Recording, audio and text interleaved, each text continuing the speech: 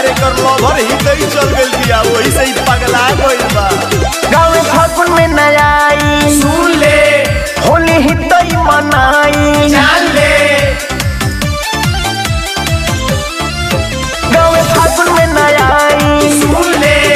होली ही तई मनाई जान ले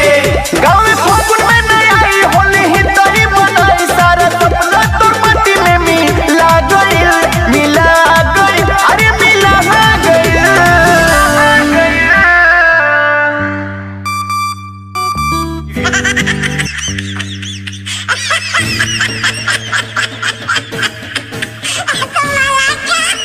अरे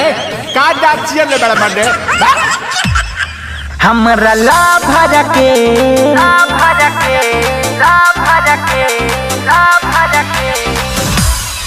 हमरा जानू के ए समय सया गइल होली में ला भर के ए समय सया गइल। हाँ तो तू मैं सजवा के चाटत रहा जाए फूफू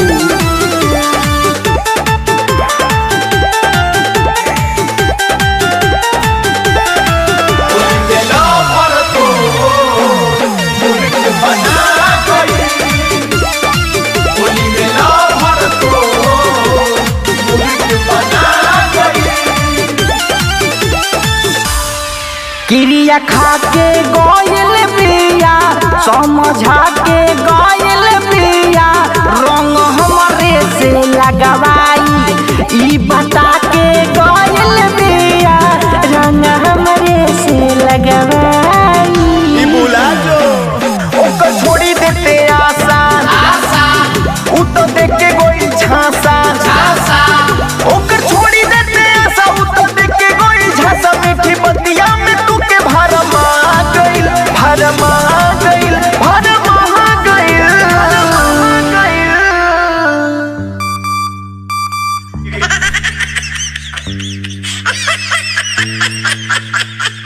सारे मुंह ना देख रहा खाली कर बानर कहीं का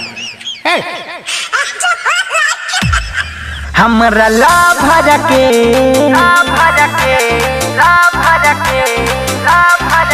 जाए घाचा हमरा जानू के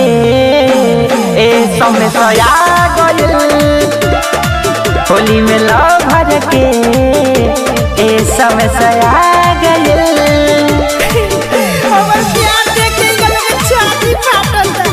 हमनी के काहे खाती सारे लाया मंडू भइल बड़ा पार्टी के तहत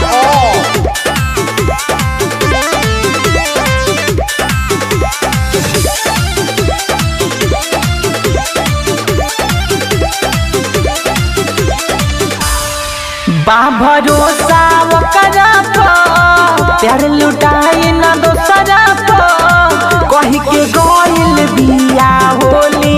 खेलल जाई पोखरा पर कही के गइल बिया हमसे हाँ तो जो वही के मछरी मार रही जइबे तमा के भीतरी से छछना के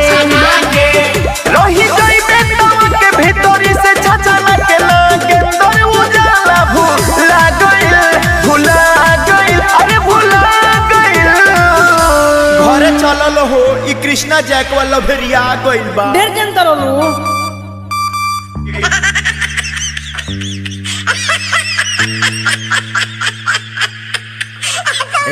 चिढ़ोगा मारेंगे तो बिल्डिंग फेंक देगा ससुर के नाक हमरा ला भर के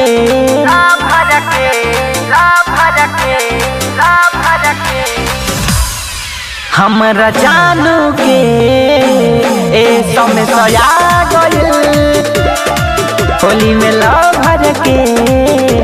ए समय सया गइल। लो देख लो